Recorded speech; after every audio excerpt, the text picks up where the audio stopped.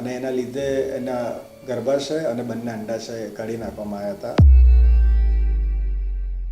તમારો ક્વેશ્ચન ખરેખર બહુ ઇમ્પોર્ટન્ટ છે અને બહુ ઇન્ટરેસ્ટિંગ બી છે કે તમે ગાયનેક ઓન્કોલોજી કેમ ચૂઝ કર્યું. એકચ્યુઅલી હું જ્યારે એમબીબીએસમાં હતો અને સ્ટડી કરતો હતો ને ત્યારે મેં એક ફિમેલ પેશન્ટ જોયું હતું કે જેને કેન્સર હતું અને એના લીધે એના ગર્ભાશય અને બંને અંડાશય કાઢી નાખવામાં આવ્યા હતા અને એડિશનલી એ ફિમેલ પેશન્ટને બાળકો બી નહોતા.